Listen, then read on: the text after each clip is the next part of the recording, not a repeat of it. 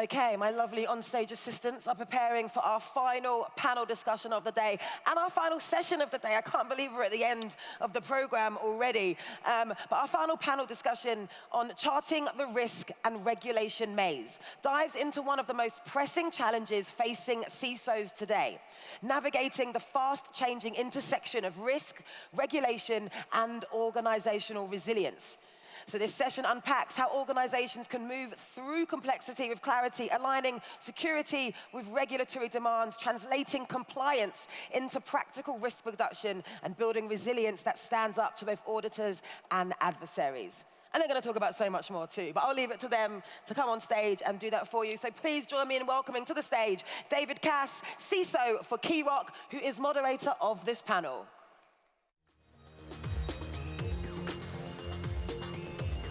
Thank you. I'd like to introduce my esteemed panelists. So if we could have Ugo, Vignolo, Lutati come up.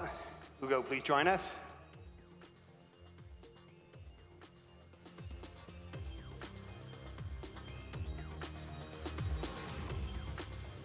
Ira Winkler.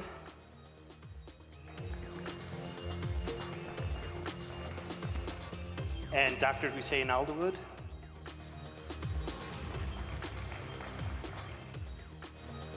And Prasanth, Prasad, please join us.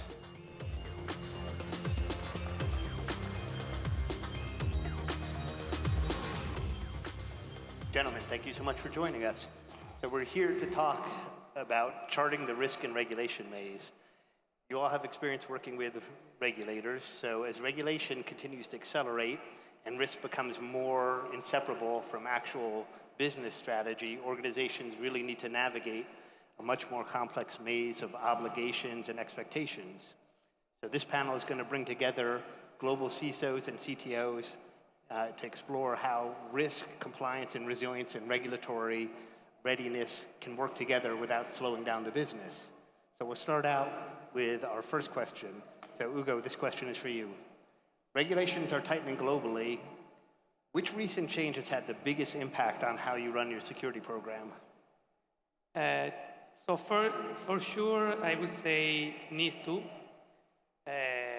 taking one from the big list and long list of new regulation facing out. We can name DORA, we can name EU AI Act, we can name GDPR, whatever. But for sure, I would pick NIS2.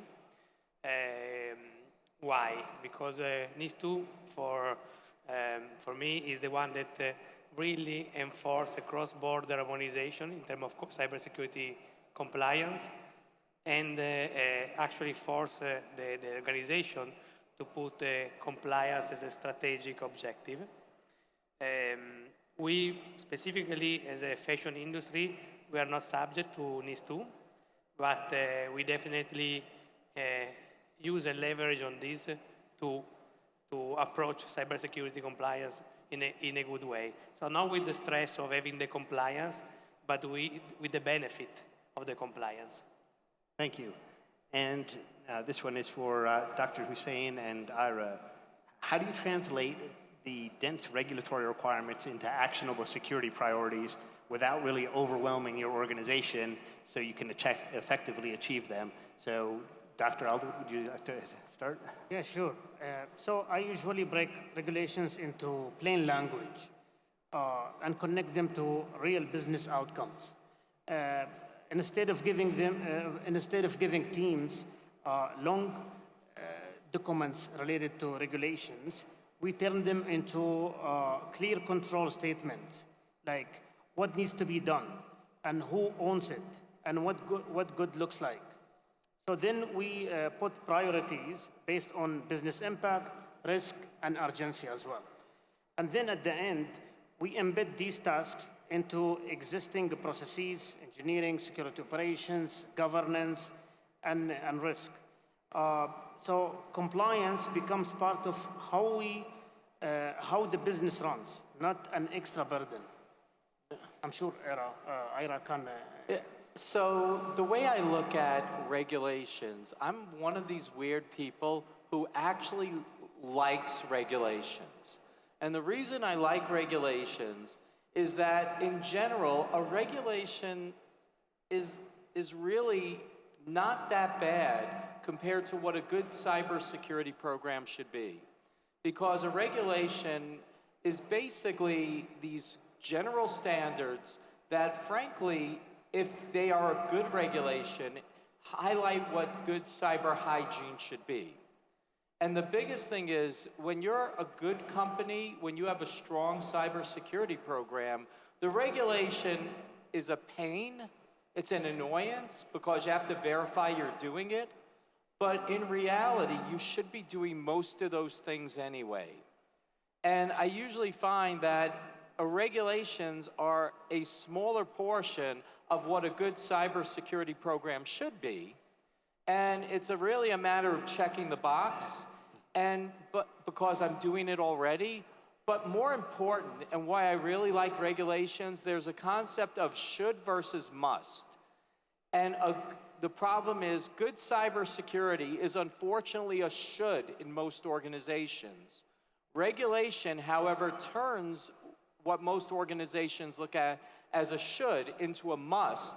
So I can take the regulation and use it as a proverbial hammer to get my organization to give me the money to do the things I should be doing anyway. And I'll leave it there. Thank you. And Prasanth, as a CTO, you rely a lot on metrics to help demonstrate the effectiveness of the overall operation. So what's one traditional risk metric that no longer helps you in conversations with regulators, and what have you replaced it with? Well, usually when we talk to, back in the day when we started doing this compliance, like Ira mentioned right now, it's becoming it was more of a checklist kind of an activity now that we're seeing now. So back in the day, it was more a perimeter-based metrics that we're looking at, counts of vulnerability, volume of logs. That was what a regulatory conversation would look like. Now we're seeing more a resilience-based metric in terms of how well is it covered, how cyber resilient is the organization. That's what we're seeing as a shift into when we talk to organizations about regulatory compliances. From a perimeter-based counting system, like how many vulnerabilities or how many logs your SIM is generated, or how many assets are registered in your CMDB database, versus how resilient is it? When was the last time you did a backup and recovery plan? Or how does your disaster plan look like? More evidence-based, more resilience-based metrics is what we're talking now. Thank you. And Ira, to you, when you deal with the regulators, have you seen any areas where regulators are moving actually faster than industry, and where are they lagging? So regarding regulators being faster than industry, when I work with regulators, I like to be Obi-Wan Kenobi. These are not the droids you're looking for. If you do this right as a CISO, you should be steering the regulators and the oversight into doing things. Like, so for example, God, I shouldn't be saying this in public. But anyway, games I play with regulators include, like, sometimes I sit there and they think like I'm being stupid.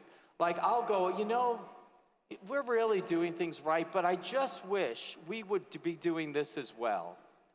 And, they'd be like, oh, I have something to write down now.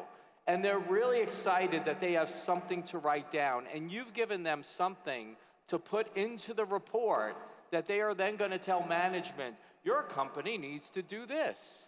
And so you kind of do that. Then at the same time, when you're cooperative with the regulators, you kind of point them to where you want them to look and not to where they want to look and stuff. You can work this in the right ways. And I know people are like sitting there, but they should be doing this and that. The reality is a lot of the regulators are not very well skilled. For example, if you're dealing with and this isn't a regulation, it's more of a standard, but like SOC 2, you're dealing with the big four auditors and everything. What happens is you're not getting the senior brilliant people, you're getting the junior people who are low cost, who go in there and basically really don't know what they're looking at. And you could start telling them, act like you're being helpful and point them to where you want them to look and not where you don't want them to look. And they don't know the difference. And when you put an idea in their head, they'll write it down and they'll act like they're a genius. But in essence, you should be writing your own regulatory reports if you know how to do it correctly. Thank you. And Ugo, security can no longer really operate in a silo. So how do you align legal, security, and compliance and the engineering teams so regulatory compliance and readiness doesn't happen in silos? So let's start saying that legal, among all the list you mentioned, is the key partner that you should have on board. For us, legal, the privacy officer depends to legal in our organization, but functionally reports to me. So at least DPO and CISO can work together on compliance, regulation, and data governance, right? Then we should have all on board. We should have one leader, otherwise this can generate confusion. And we usually have on cybersecurity matters the CISO as a leader. But then we define the cybersecurity committee, and we meet monthly. And on the cybersecurity committee, we have the CIO, we have the chief people officer, we have the internal audit, we have the DPO, the CTO, procurement, general counsel. So all the C-suite level on several departments which are involved on cybersecurity and regulation stuff. So in this way, we are sure that we are all aligned, everyone can take the key decision. So that's the way. And if I may add one additional thing, is that to keep all aligned, we should try to teach the organization that compliance is not something technical. Compliance is an opportunity. Compliance is something we can leverage to make our organization in our cybersecurity staff more safe, okay? So we should try to lead the people, the employee and the executive to the why behind the compliance. Why the regulator is asking this. Why the company should do this and that. Thank you. And Dr. Hussain, as a leader in consulting, you work with many global companies and industries. So how do you deal with it when multiple jurisdictions conflict? So what's your approach to global versus regional compliance and regulatory strategies? So we use layered approach usually. So we go with the global baseline based on widely accepted standards like ISO, NIST, and those global standards. And then we put the local add-ons. But if the two regulations conflict, we go with the highest legal, we follow the highest one that will impact the business more, or if we are going to get more fined with the local, we focus on the local, and if we are going to be violating some major standards, or we are not going to follow the best practices for the global, we focus on the global as well. Thank you. And Prasanth, how have you seen expectations change from the auditors and regulators when it comes to third-party management and supply chain oversight? Well, again, it depends on the regulator itself. But what we look at is, conventionally, when you look at third-party risk or supply chain risk, it's usually a questionnaire-based approach that we've seen across the table. We send out a questionnaire, are you compliant to 1, 2, 3, 4? They 99.99% of the time, if not more, would say yes to everything if they want to do business with you. So the question that we're getting asked, and we're telling our clients as well to be wary about, is the fact that how secure are they in reality, and how do you measure that security in the real terms, not just from a questionnaire perspective. So what we're looking at is more kind of continuous control validation mechanisms, automated evidence gathering capability, and kind of educating the supplier or the third-party vendor in terms of what are the data systems I can access to validate that you're actually secure or compliant to whatever standards I want them to be compliant against. How can I verify that? If you look at an auditor terms, you have the right to audit clause inside any third-party supply chain contract that you would get into. But then does that allow you to actually gather evidence by yourself and do control validations by yourself from your suppliers, from your third parties, That's the change that we're seeing now, where when we talk to auditors saying that they would love to have that coverage that then really ensures that those kind of risks from a supply chain-based attack is not going to be transposed and transferred to your organization because of a lack of proper validation of the control set. Yeah. Thank you. And could I also add Sure, to that? please. Because one of the big things about NIS2, or however you pronounce that new regulation, one of the biggest changes, if I remember correctly, is the fact of third-party risk inclusion in this standard. Yeah. It's one of the newer things that a lot of organizations in compliance have just not addressed until this point, because when you start looking at that, because when you look at all the latest incidents that there have been, a lot of them have been supply chain driven. Correct. And so it's really, again, IRA supports regulation. People will hate me, but this is one of the big improvements of, especially NIS2, of doing third-party validation and including that in your overall risk profile, because this is where companies are being hit really, really bad. Very true. 100% agree. Yeah, totally agree. And Dr. Hussain, I'm a former regulator, and we're usually guidance-based, at least where I was as a banking regulator. So a lot of companies still struggle with defining material risk. So how do you frame materiality in terms of cyber for the board and for leadership of the organization? Sure. So material risk makes sense usually when we explain it in business terms to leadership, not in technical language. So I use simple questions like, could this stop operation? Could this create problems with regulations? Or are we going to have financial impacts and penalties? And could this damage trust, brand, or even safety if we are running OT security assets?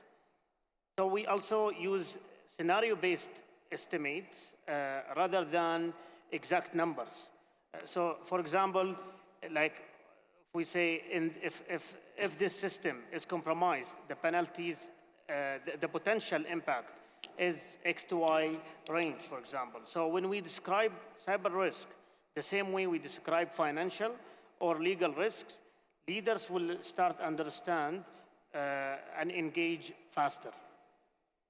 Thank you. And Ira, I know you're well-versed in this topic as well, so how do you help organizations deal with this? So materiality is one of the biggest things, because there's a lot of, if this incident is material, like in the US, it's the SEC regulation that requires filing a 10K or 8K, whatever the number is, and you only have to file it if an incident is material. Now, what a lot of companies have done, they basically said, and this is a good and a bad thing, a lot of companies basically said, you know what?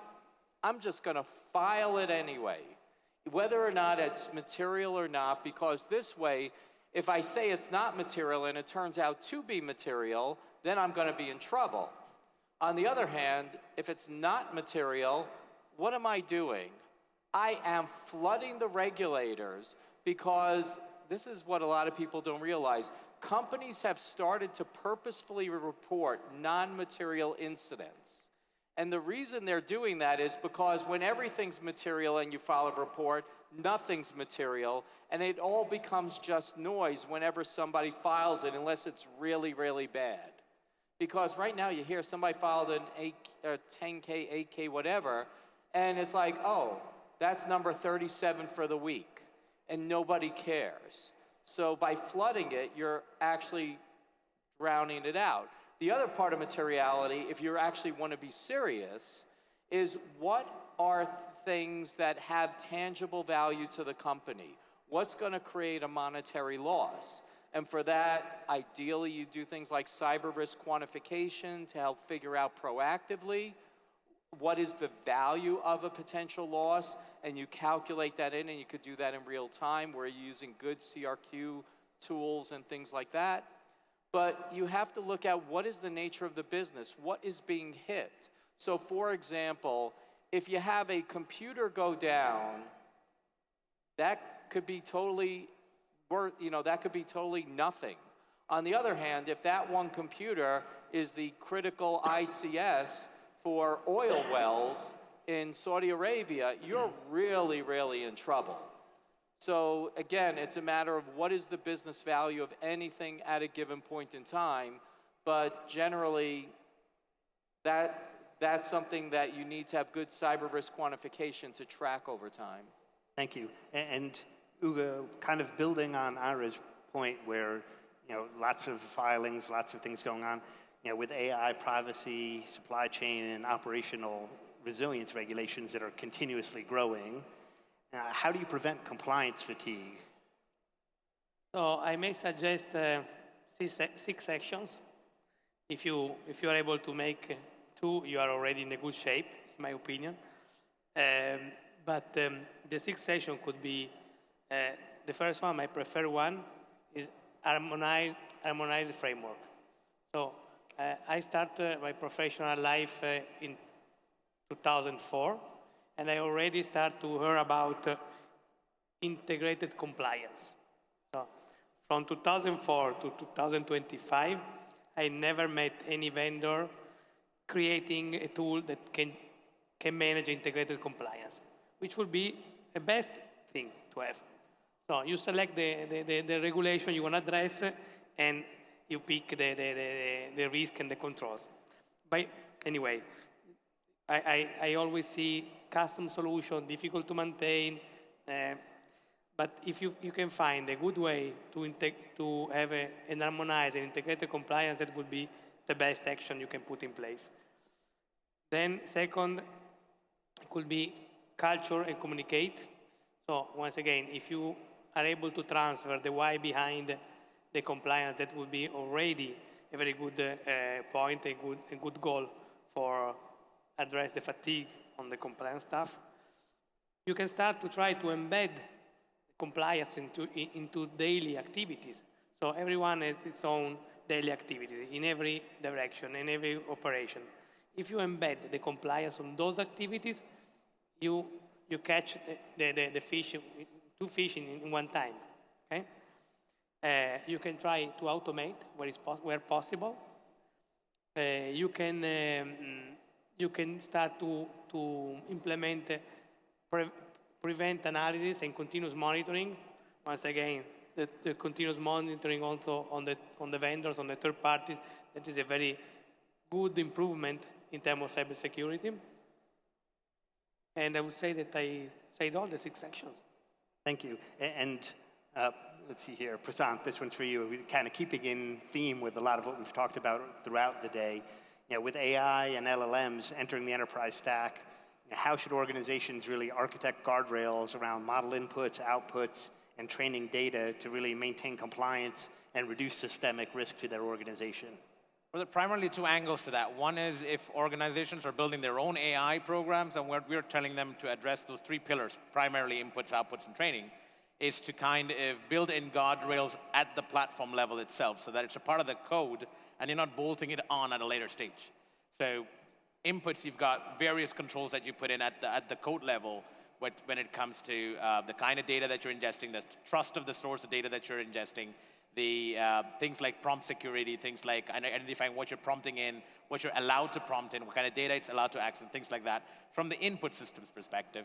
And then for AI models or LLM systems that are focused on the output side, and we talk about what's the hygiene of that data, what's the factual awareness of that data, can you build in those controls and guardrails within the code of the AI itself to make sure that when you push that into production, you're not then bolting on a compliance requirement, you're actually delivering that as a part of the code itself at the architectural level by embedding those guardrails within the AI platform.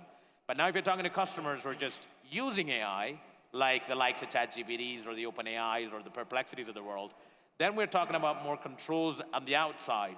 When we talk about, and that's where things like prompt security or injections become more relevant in terms of controlling your data leakage and controlling all those kind of stuff, or PII data or PHI data or nationally sensitive data being sent out on a open platform on NLP or LLM to be able to be disclosed without any control on it. So then you're talking about controls on whether you are ISO 42001 control number 11 or 12, I don't remember, that talks about leakage on an AI platform. So it depends on what the client actually wants to look at and what the regulator is actually, what you're actually gunning for with the regulator. But what we recommend people who are on that journey of AI is to embed that as a part of the code itself and not then try to bolt it on later. Thank you. And just being aware of our time, I'd like to go down the row here. And just if you could give everyone, I'd say 1 or 2 key points of what you'd like them to leave here with, or the key takeaways of how do you manage in this ever more complex regulatory environment. So Ugo, we'll start with you. I will manage, once again, pushing on try to change the way the compliance is filled within the organization. Okay, that is it, to me is a game changer. To leverage on the compliance, on the regulation, leverage on this, try to make our organization safe, try to obtain more budget to do that, but we can definitely be the leader in transferring this, the fact that compliance is not something that we must do, but is something that is an opportunity. Thank you. Ira, your parting thoughts? Yeah, I'm going to reiterate, compliance should be your friend. If you have a good cybersecurity program, compliance really should just be, yeah, I do this, I do this, I do this, I do this. I could do this better, but I do it. On the other hand, if you're not doing it, you're not getting the budget, because unfortunately most CISOs are the bastard child of the organization, it always seems like. And you can use these regulations and compliance standards as the hammer you need to turn shoulds into musts. And that's how you really should approach it, as opposed to thinking this is really a nightmare. This is like I'm just a compliance person. If you're just a compliance person, you're probably doing something wrong. And Dr. Hussain, over to you. So the goal here is very simple. So we should stay ready, not get ready when an audit or an incident happens. That's all. And Prasanth, your parting thoughts? Well, I think that it's a kind of point on Ira's and Doctor's point here, because if you have a really good cybersecurity program, that's what compliances were built for. It was to make sure that you have a real nice checklist to say that you're good, your security posture is right. That should be the goal. If you're focusing on getting a good cybersecurity posture, that should be good. The challenge that we're seeing, and I think that organizations should look at changing, is to reduce the manual effort to do that so that you get better coverage, so that your cybersecurity posture goes better. The best way to do that is to automate control validations, automate evidence gatherings, automate as much of that process as you can, so that this is not a one-time, point-in-time activity. It's something you're continuously doing with the goal of enhancing your security posture, and your compliance just becomes a natural outcome of that program. And I would just add, as a former regulator with so much innovation coming up in technology, just as a reminder, you can outsource anything, but at the end of the day, you cannot outsource your accountability. But as a regulator, we will still hold the organization accountable for their decisions. If you could join me in thanking my distinguished colleagues, it's been great speaking with everyone. So thank you all very much. Thank you.